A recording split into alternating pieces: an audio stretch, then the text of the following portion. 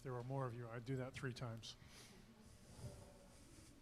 That was enough to get everybody present. Welcome to Golden Gate Center for Spiritual Living.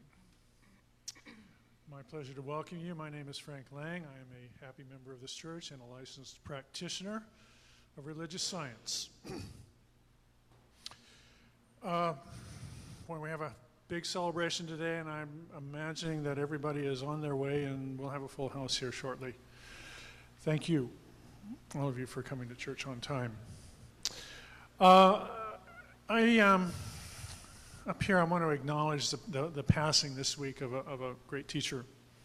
BKS Iyengar died on Wednesday of this week. Probably more responsible than anybody for bringing yoga to the Western world. His 3 books, starting with Light on Yoga, are scripture for the yoga movement. I'll just pass on 2 things of his. Yoga teaches us how to endure what cannot be cured and to cure what need not be endured. How's that for science of mind? Yoga is like music, a rhythm of the body, a melody of the mind, and the harmony of the soul creates the symphony of life. So again, welcome. Turn off your cell phones, please, and say hello to your neighbors.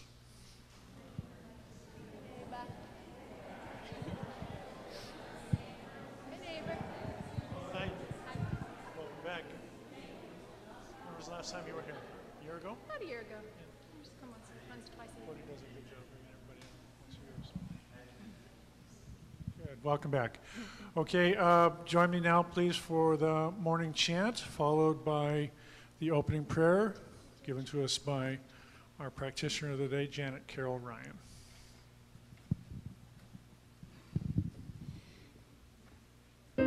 Dear child, let me tell you how I feel. I have given you my treasures. I love you so. Dear child, let me tell you how I feel.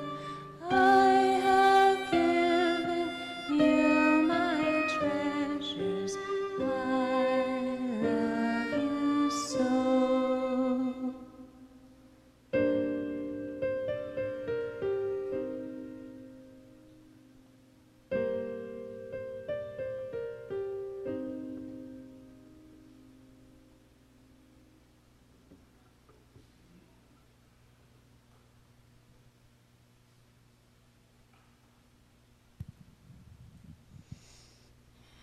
So I invite you to just gently guide your awareness within, floating on the refrain of this beautiful chant, as we know together that there is one infinite, all-embracing, all-encompassing love. This love is the source of all creation. The manifest universe is an expression of divine love. And all are included in the grace, the beauty, the abundance, the creativity of spirit. And as I speak this word of spiritual mind treatment, I invite you to include yourself in this web. As I know that I am one, declare that within yourself, I am one, with the infinite, ever-present, all-providing energy that pours forth into expression through me exquisitely. I am an unrepeatable miracle of life. and all that I desire and require in my heart of hearts is already given from the infinite. And so right here, right now, I claim the fulfillment of this desire in my relationship with the divine in all things. And I include in this prayer all beloveds, every member of our community, those who are near, those who are far, and truly the community of all life, for all are one. I accept the grace of God as the all-sufficiency for each and every one of us. And I include all healing for those who may be experiencing a difficulty. I include in this prayer our beloved Bob Plath, knowing that healing, wholeness, divine love is present right where he is.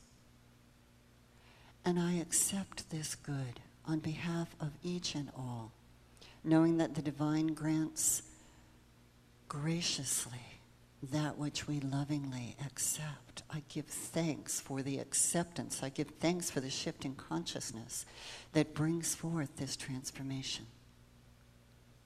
And in love and gratitude, I submit this word into the law of mind, knowing that the law receives it as a fertile soil receives a seed and produces wondrous results. For this, I give thanks, I let it be, and so it is. Blessed be. Well, we are truly blessed this morning with the presence of our special musical guest, Liz Addison, and her friend, Susan Schloss. Susan and Liz are blessing us with the gift of music today, which, as we all know, is such a transformative power. And Liz herself is a composer, a powerful singer, a masterful dancer. She's a passionate and visionary artist, a performer and teacher, and she is in service to the practice of music and dance as tools for transformation. Thank you so very, very much for honoring us today with your gifts. Blessed be.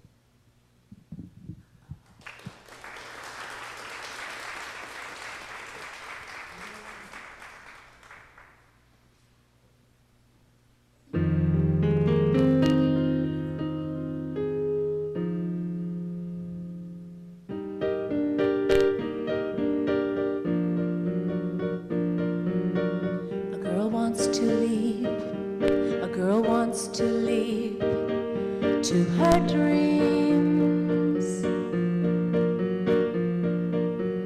A girl wants to sleep, a girl wants to sleep, but she dreams.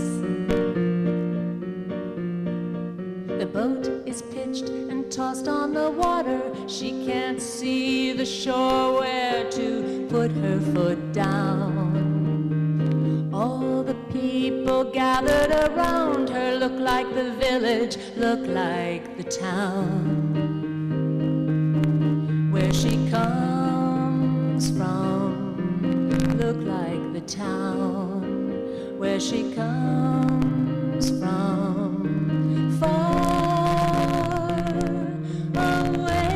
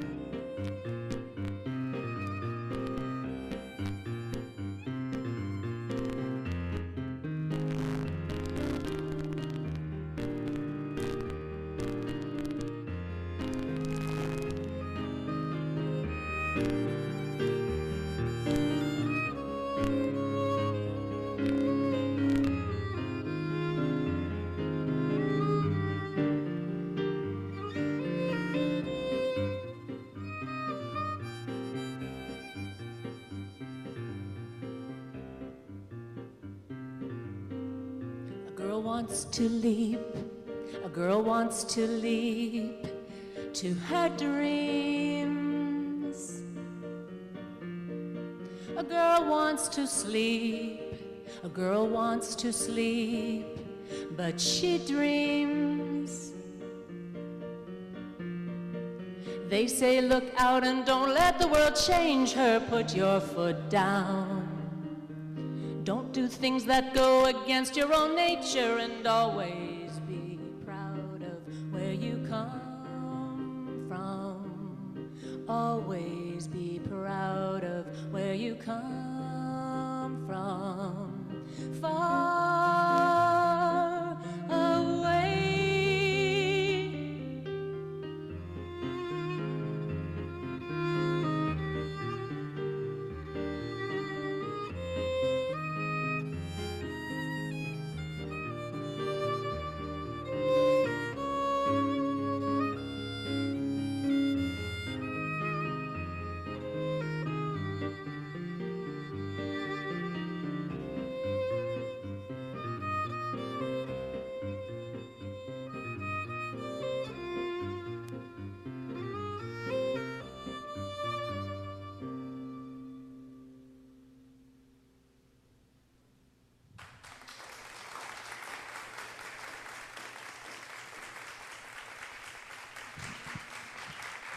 Thank you, thank you, thank you.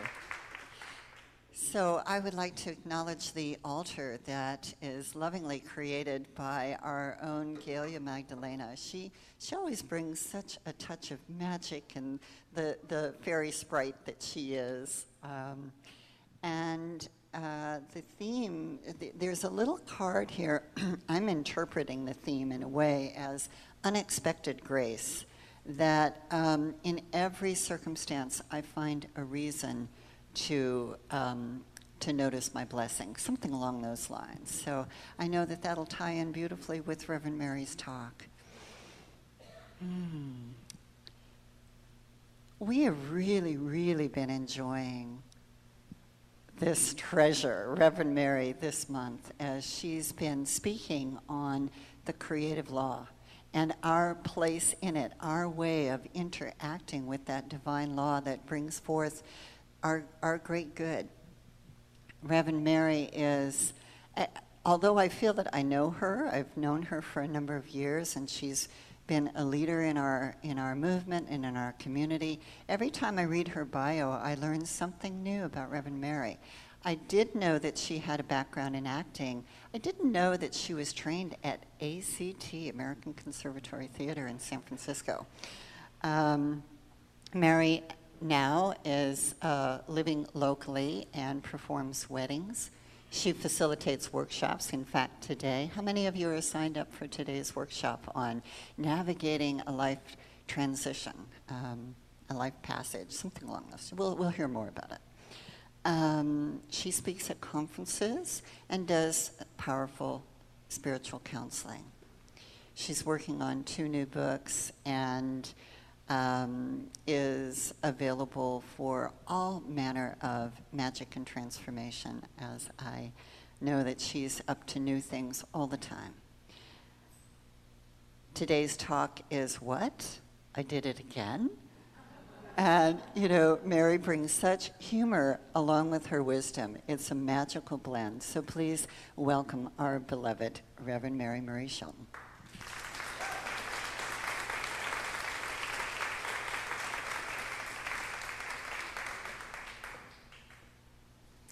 Hi, everyone. Good morning.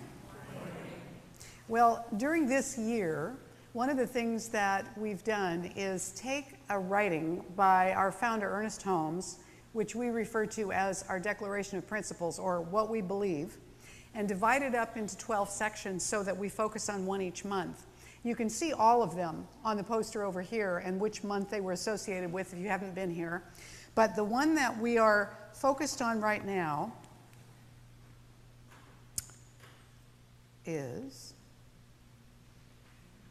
we believe that the universal spirit, which is God, operates through a universal mind, which is the law of God, and that we're surrounded by this creative mind which receives the direct impress of our thought and acts upon it. Now that sounds very confusing. How many of you have seen The Secret? Okay, that's practically unanimous. That's what we're talking about, although The Secret is a vast oversimplification of what it is. We're talking about the creative law.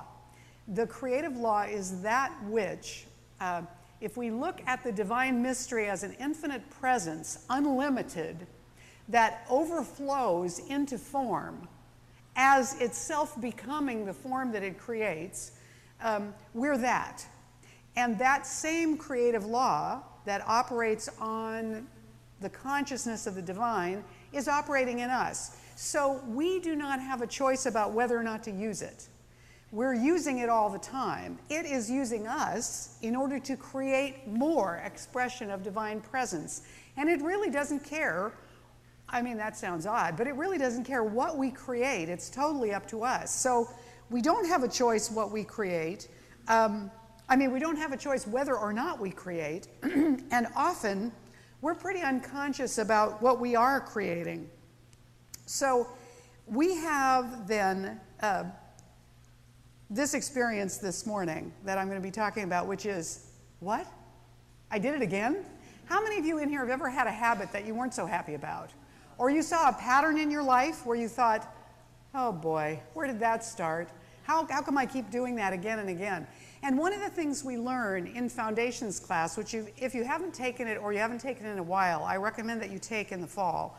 It's an introduction to science of mind, which is our philosophy, but it's also, as many times as I've taught it, I always learn something every time I take it again. So it is an exploration of understanding that we have been creating our life experience all along, but mostly without awareness that we're doing it. And so we have all kinds of ways of interpreting what we've experienced, and some of it embarrasses us. So the focus for today is that we are creating it, even now. And that it's kind of, the process is like our heartbeat. We create it involuntarily when we're not aware of it. And so we see these patterns, but we think, well, I didn't have anything to do with that. We don't have an awareness. So we might have one of two approaches to what happens in our lives. We might identify ourselves as victims and say, I couldn't help it. I didn't have anything to do with it. It's not my fault. I didn't do it, And this idea that we're responsible for what we're creating can sometimes then seem like we're being blamed for things we shouldn't be blamed for, because we didn't mean to do it, and as far as we can tell, we had no influence over it. If you saw the Harry Potter movies, you might remember in the very first one, when it's revealed to Harry that he's a wizard, he says, what? Me? I can't be a wizard. And Hagrid says to him, well, have you ever done things or had things happened around you that you didn't mean to do, or you didn't know how they happened, but they were odd and mysterious? Well, that's because you're a wizard. Well, in a sense, we're all wizards. We don't always see the connections between the things that we have done or believed and what has shown up in our lives. In a small Texas town, Drummond's Bar began construction on a new building to increase their business. Now, the local Baptist church was not happy about this, so they started a campaign to block the bar from opening with petitions and prayer vigils, and the work progressed right up to the week before the opening, when lightning struck the bar and it burned to the ground. Now, the church folks were rather smug in their outlook after that, until the bar owner sued the church on the grounds that the church was ultimately responsible for the demise of his building, either through direct or indirect actions or means.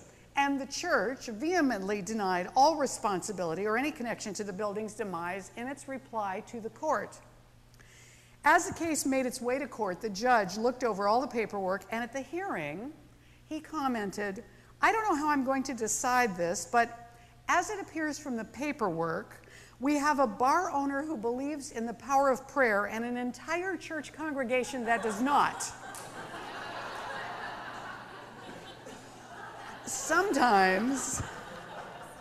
Sometimes it's difficult for us to take responsibility for things when we don't see the connections, or maybe when on one level we believe in them, on another level we don't.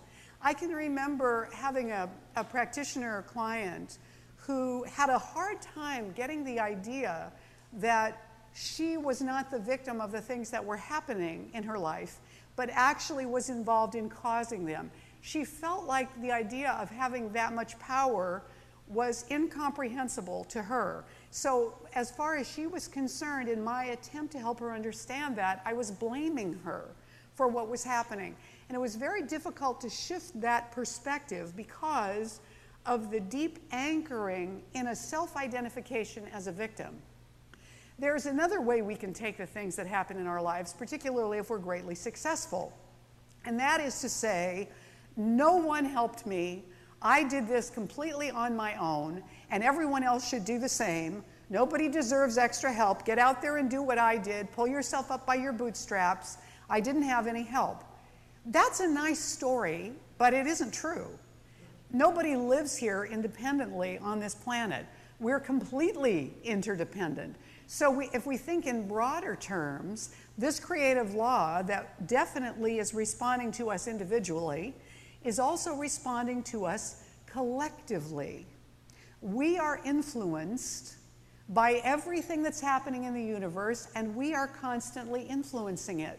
So if we have clients or vendors or family supporters or laws that support us, we are receiving the benefit of those. We're not doing things with no help at all. Does this make sense?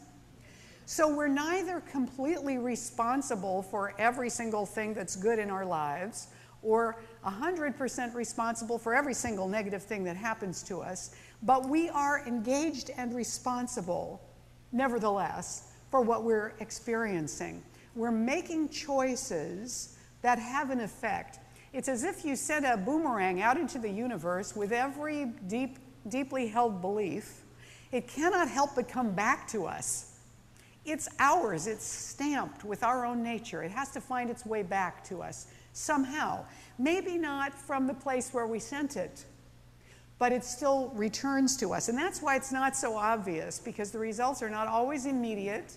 We can't always see the one-to-one relationship. Are you with me here so far? Okay.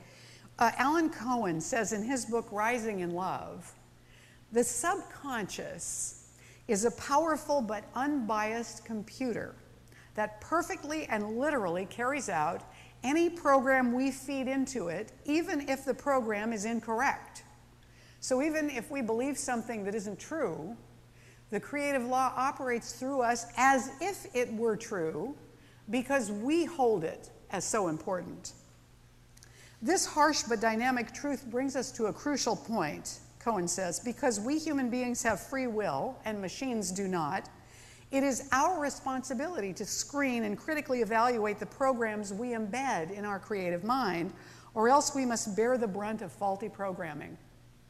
So once we begin to understand that we have choices, it's not that we're going to be conscious 100% of the time.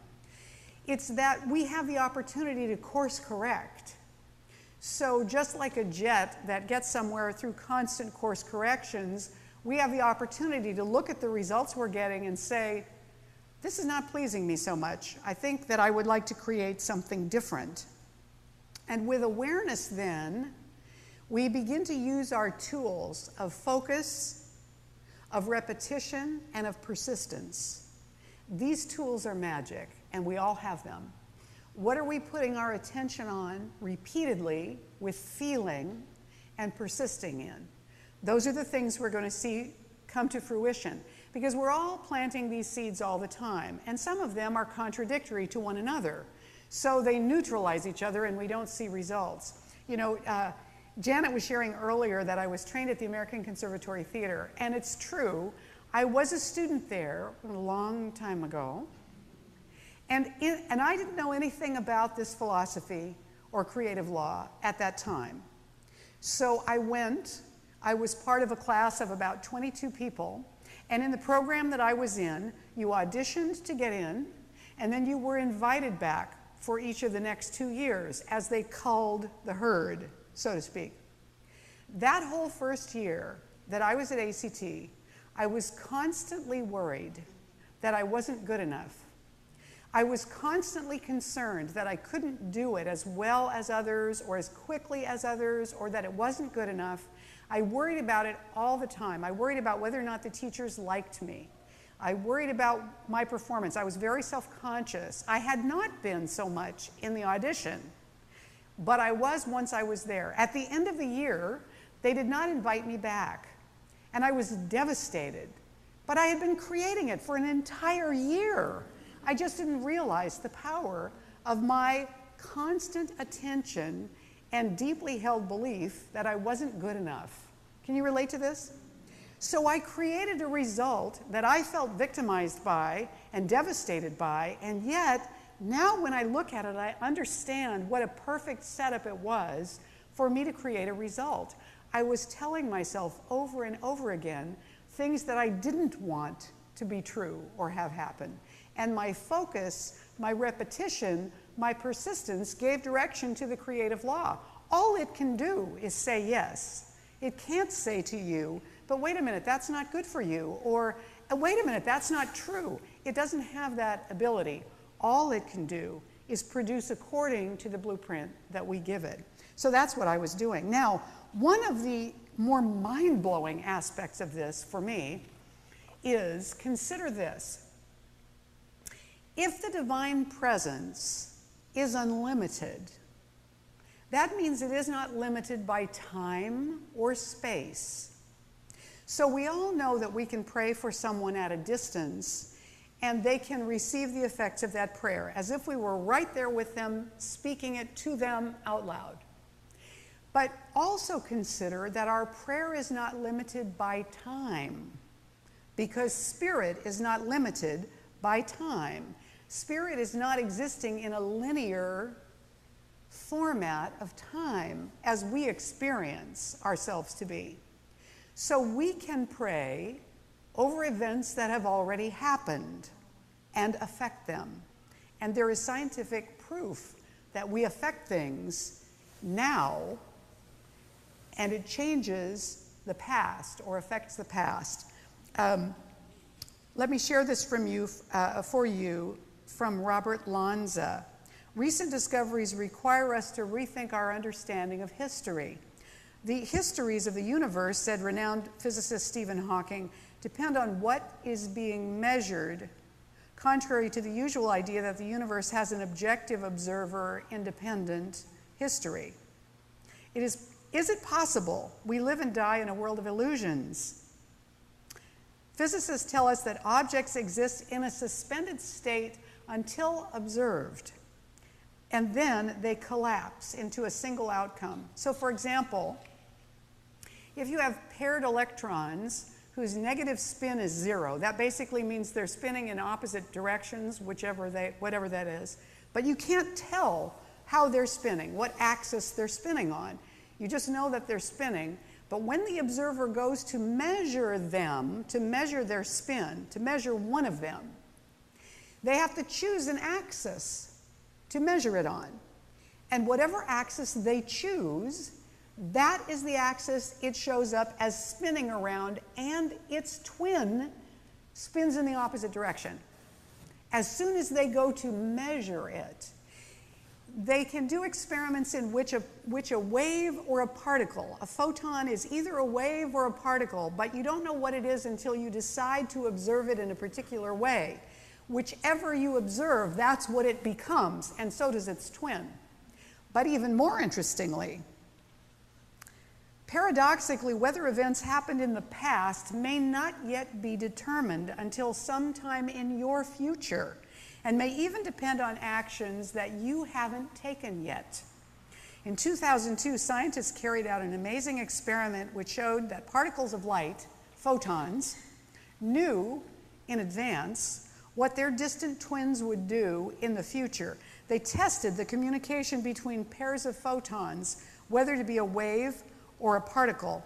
And initially what they did was they set it up so that the one they were measuring was delayed just a little bit, and its other one went through a splitter or something first, and by the time they measured the one, the other one had already started doing what they were going to do over here, even though it was like a double-blind study. So the scientists did not know who was measuring the second one later, what the first one was doing. Does this make sense? It's like instantaneous communication across space between photons. More recently, in 2007, scientists in France shot photons into an apparatus that showed that what they did, the scientists, could retroactively change something that had already happened. It turns out that what the observer decided at that point determined what the particle actually did at the fork in the past. The quantum principle shows that there is a sense in which what an observer will do in the future defines what happens in the past. We are participators in bringing about something of the universe in the distant past. Space and time are relative to the individual observer. You have multiple possible futures, each with a different history. We must all rethink all that we've ever learned about the past, human evolution, and the nature of reality if we are ever to find our true place in the cosmos, says Constance Hilliard, a historian of science. The universe, said John Haldane, is not only queerer than we suppose, but queerer than we can suppose. So this is something to be said for us, for our possibilities, that even things that have happened to us in the past, that we have had emotional reactions to, things that we carry trauma about, we can change that. We can change our emotional responses that we have been carrying to what has already happened. Is that mind-blowing? I think it is. I can barely get my mind around it. So one of the things that happens to us when we learn about responsibility is, at first, we feel embarrassed. We feel embarrassed about the things that we've created in the past that didn't go so well. We feel embarrassed about patterns that we find ourselves in. In the foundations class, there's a reading that the poem describes how first we realize that we're making a mistake. At first we think we're the victim. Then we realize we're not the victim, we're making the mistake, but we can't catch ourselves before we do it again. We discover that we've done it again after it's happened, or we realize we're doing it while it's happening, but we can't stop. This is the process of becoming conscious. Eventually, we see the choice coming, and we see ourselves making the old choice. And then we see it coming, and we make a new choice, and then we begin to develop a new pattern. So this is how consciousness evolves, and it's not comfortable at the beginning. It's very discomforting to realize we're in that process of change. But what we want to do is accept the embarrassing failures or the negative patterns, okay, make space for those, and begin to own the power that we have, not to feel guilty or blamed, but to be empowered to take responsibility, to take our power back, in a sense, and begin to say, okay, I created it without awareness in the past. Now, I will create it better. I'm going to make a new choice. I'm going to become conscious of what I'm choosing. You see, we didn't create the creative law, but we do discover it, and we can use it, and it does use us. And those things are not things we can change, but we can change the way we operate within it. Ernest Holmes, our founder, said, "We're not depending upon chance, but upon law. The responsibility for setting the law in motion is ours, but the responsibility of making it work is inherent in its own nature. We must know that we are dealing with the substance from which all things are made.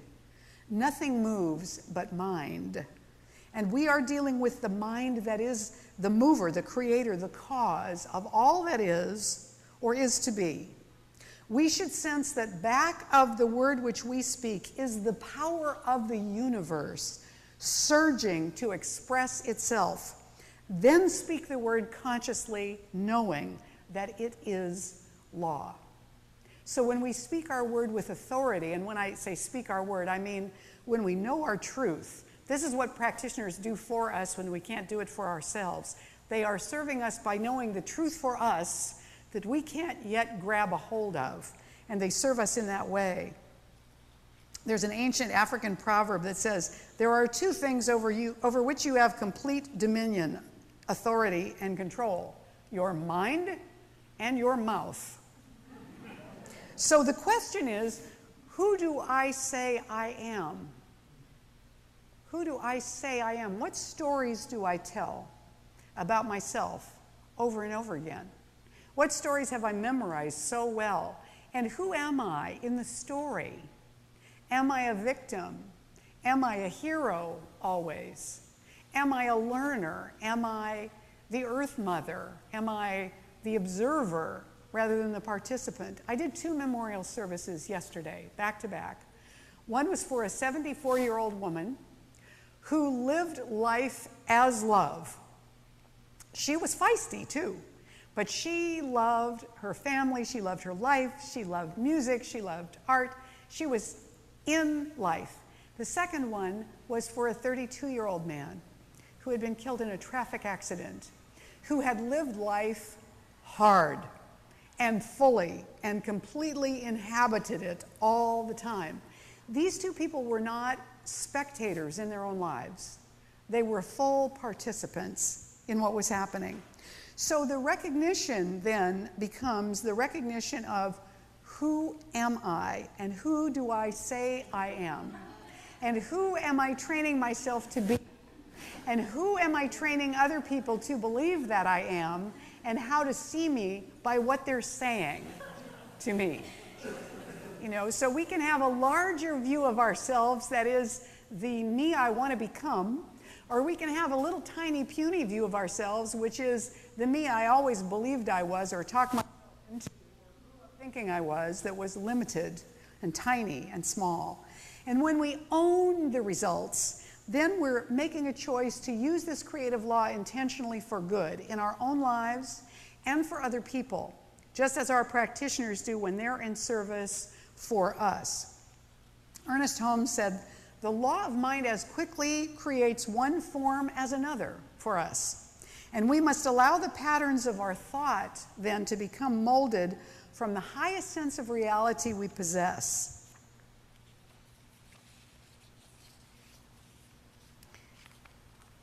So, what we want to be able to do is look at what we're producing as results, acknowledge our power with appreciation for whatever it is we have created up till now, and accept the power that's ours.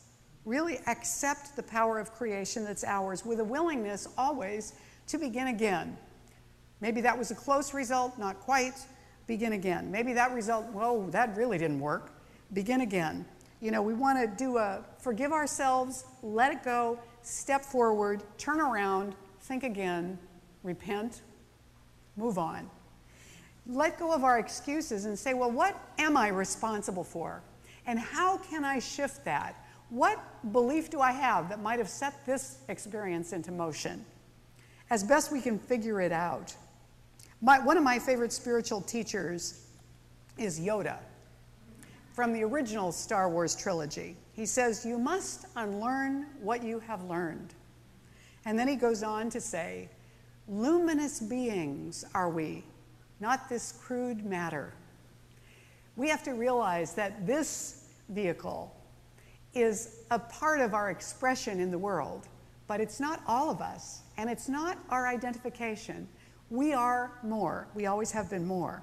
So we want to acknowledge and open up to the possibility of what wants to be expressed through us, what wants to come forward, what are we being called into, what is attracting us, what is interesting us in a way that allows us to give a bigger contribution to life, to live more fully. I want to close with this from Alan Cohen. He says, "I met a musician who grew up in Harlem and played jazz at local nightclubs in the 1950s. I jammed with my friends a lot," he told me. "One of them was Charlie Parker." Jack laughed and added, "Just think, I hung out with one of the jazz greats of all time. I had no idea the guy playing right next to me would one day become a legend." What if someone close to you, maybe your best friend, turned out to be a hero to millions. Oh, that couldn't happen to anyone I know, you might answer hastily, but perhaps friends of young Louis Pasteur thought the same thing. Years ago, he says, I played in a band with a fellow named Ernie, who was a regular kind of guy. I lost contact with Ernie for a number of years, and then one night, he showed up at a friend's house. And when I asked Ernie what he'd been doing lately, he offered this outstanding account. A few years ago, I went to see a friend in South Africa, and one evening a neighbor came to visit. She told me she had a headache, and I asked her if she wanted me to pray for her. I did, and she felt better. That night, she came back with her daughter, who was suffering from menstrual pain. I offered the girl prayer, and she experienced relief. The next night, the woman was back, this time followed by all of her relatives. Hoping I could be of service, I prayed for them. The next day, half the town was lined up for healing. After I came home, I received a call from a town representative who told me that the people would pay my airfare if I returned. So I did. And now I go back regularly, and they fly me from town to town in a helicopter. Upon hearing this story, my first thought was, Ernie? Last year a bass player, this year a saint? I had a hard time reconciling the two pictures. But then I realized I had a choice. I could negate the good that he was doing, or I could rejoice in the blessings. It felt a lot better to be excited about his success than to be cynical about it. It is said that anyone can count the number of seeds in an apple, but only God can count the number of apples in a seed. Actually, there are an infinite number of apples in a seed. How many actually come forth is a result only of cultivation. At this moment, there are an infinite number of ideas and talents within you. Ideas that can change your life as well as that of millions, who knows, maybe the whole planet. The saint next door may very well be you. So what he's reminding us of is that we are more than we have yet discovered, no matter how long we've been on the planet. There is more to discover and to express and to bring forward.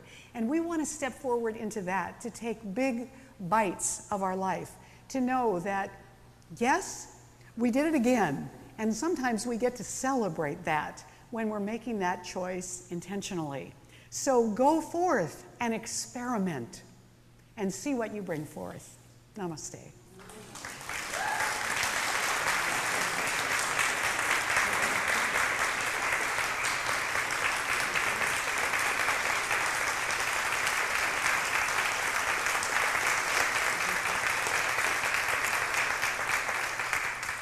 Now, the morning takeaway, what I want you to remember from this when you leave today is this. I am a powerful being. I have always created my life, and I am empowered to change it. My history is not my destiny. So let's take that within for a moment. Take a deep breath.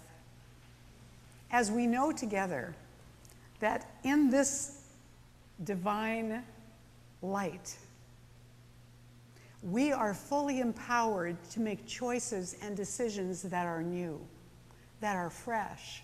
We are fully able to accept any discomfort in the newness that we are bringing forward with excitement, with enthusiasm, and with our attention, persistence, and repetition. We know that we are bringing forth new seeds and new blossoms and new flowers and new discoveries right now. We claim this for ourselves, and we know it is true for every person on this planet. We step into that greater space of transformation now with enthusiasm and gratitude, and we let it be. And so it is. Yes. I'd like to welcome Liz and Susan back up for our wonderful music. And if I may speak for a moment, I'd like to just make a little confession about my own change of pattern. Susan's in my neighborhood, and she said, "You want to play music together?" I said, "Yeah." And then I got asked for this gig, and I could have just done it myself like I always do. And I said, "Hey, Susan, you want to do it with me?" So I'm really happy, and I want to acknowledge Susan Schloss here and the fact that we're playing together. And the song that I chose before I knew the service was I wrote for a friend who had just overcome another relapse with alcoholism. So I feel that it fits perfectly because she was having a big, oops, I did it again, and went through it. So it's called The Mighty Mountains.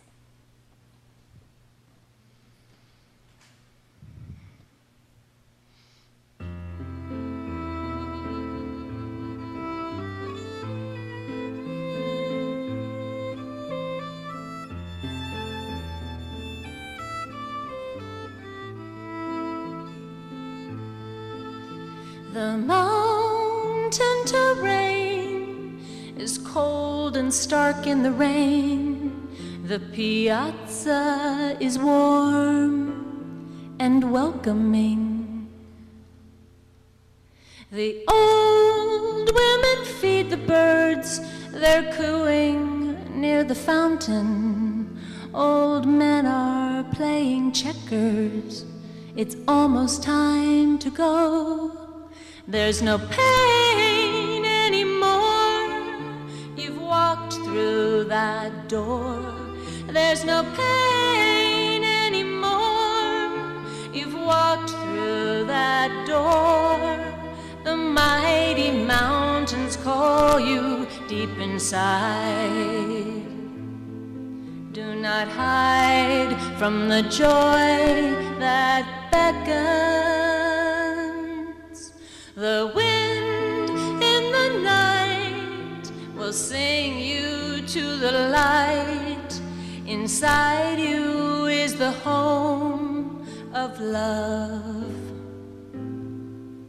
Cathedrals are built of stone. The stories are for you alone, captured for a moment until we let them go. There's no pain anymore, you've walked through that door. There's no pain anymore, you've walked through that door. The mighty mountains call you deep inside. Do not hide from the joy that beckons. Where did you go, my friend? We lost you in the wilderness. Where did you go, my friend? Don't leave us again.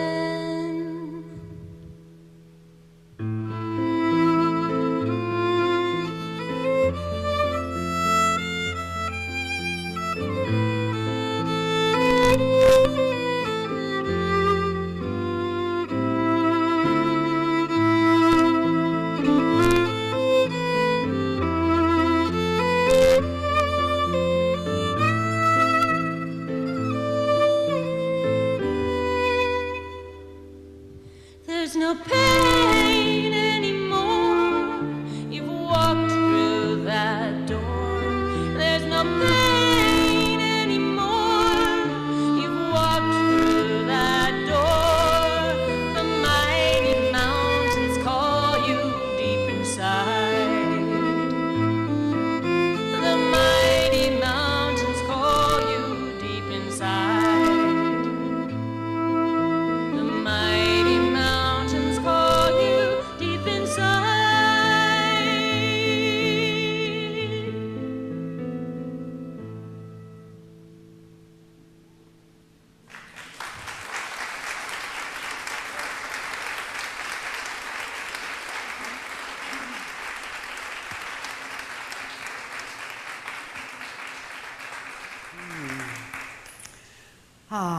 This is our offering time, yes? Last week I had a little trouble figuring out when this was coming. I kept trying to introduce the offering. So I'd like to invite the ushers to please come forward now. And, you know, this is part of our divine substance, that which we send forth in any way, whether it's paying bills or buying groceries or giving it. And when we give it in a setting where we're spiritually nourished, we're giving it upward to empower that spiritual nourishment to multiply and go out into a larger circle. So what I want you to do with your gift today is to be as generous as you possibly can, and to hold it in your hands or near your heart, or if you're giving it with a loved one, in your hands together, to bless it with great intention as you send it out to do its work in the world. So let's join together with the offering blessing. This gift I give is God in action. I now send it forth to bless and to prosper. I know that everywhere it goes, it is creating a world living in love, one heart and one thought at a time. And so it is. I am so blessed. I am so blessed. I am so grateful for all that I have. I am so blessed. I am so blessed. I am so grateful. I am so blessed. I am so blessed. I am so blessed. I am so grateful for all that I have. I am so blessed. I am so blessed. I am so grateful. I am so blessed. I am so blessed. I am so blessed. I am so grateful for all that I have. I am so blessed. I am so blessed. I am so grateful. I am so blessed. I am so blessed. I am so blessed. I am so grateful for all that I have. I am so blessed. I am so blessed. I am so grateful. I am so blessed.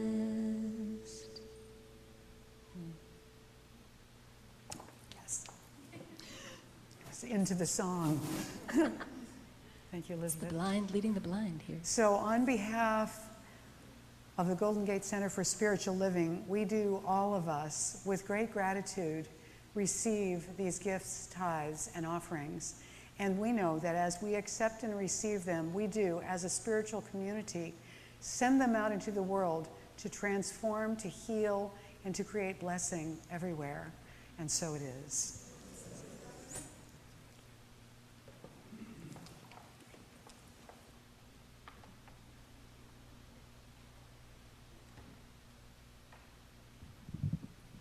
It's my pleasure to share the announcements. We have so many wonderful ways to connect and also to deepen the learning from our Sunday service. And so here are just a few. We have classes coming up. Reverend Carol will be teaching the foundational class, which is sort of that entryway, gateway for learning and applying the philosophy profoundly. Also, Carol is teaching Prosperity Plus 2, which is the second version of a very, very effective prosperity class.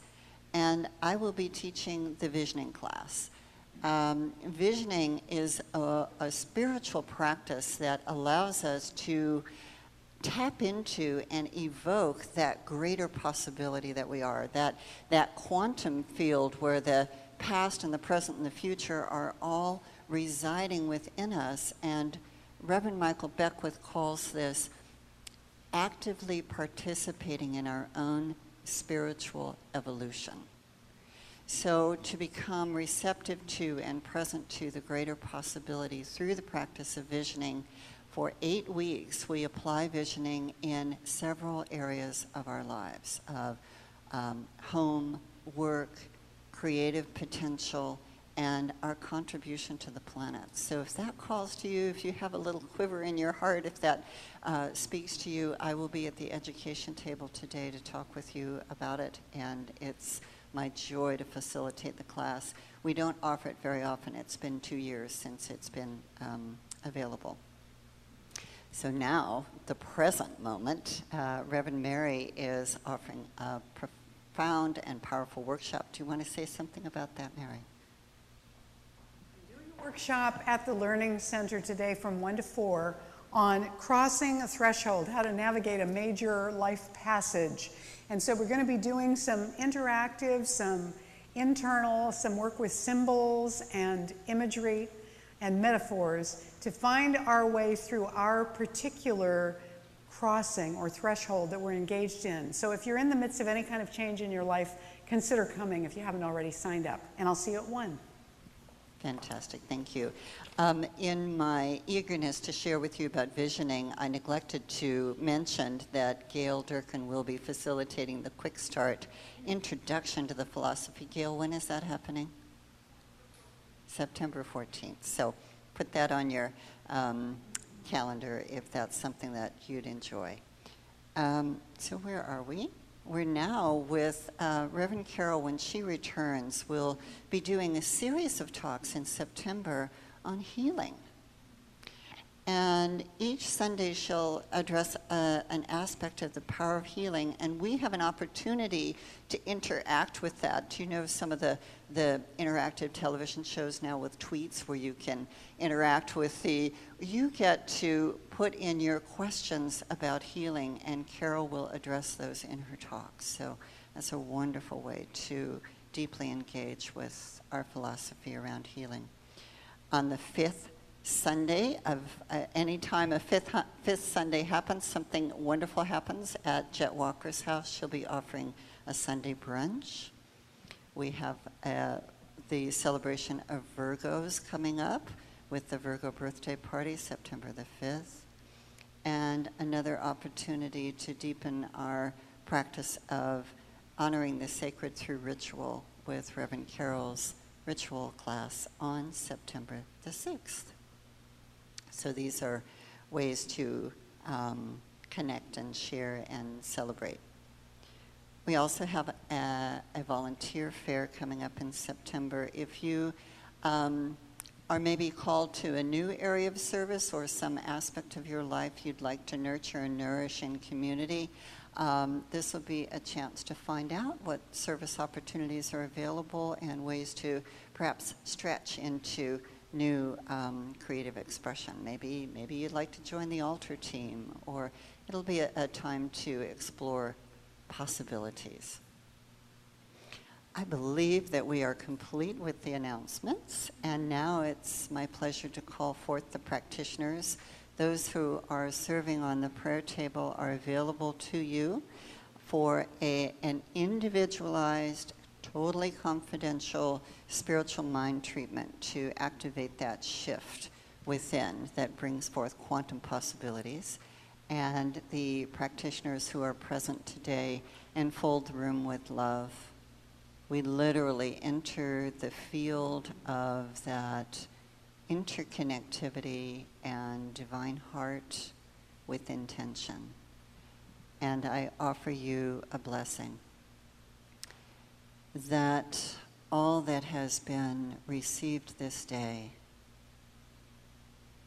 lands in a fertile field of potential in your heart as you are called into the greatness that you already are. And may you receive this blessing. Blessed be. And now if you would join me for the closing affirmation. Please stand, yes. I am a powerful person. I take responsibility for my life. I know that I have been creating my experiences, and I can change or affirm what I've created. Blessed be. Yes, thank you.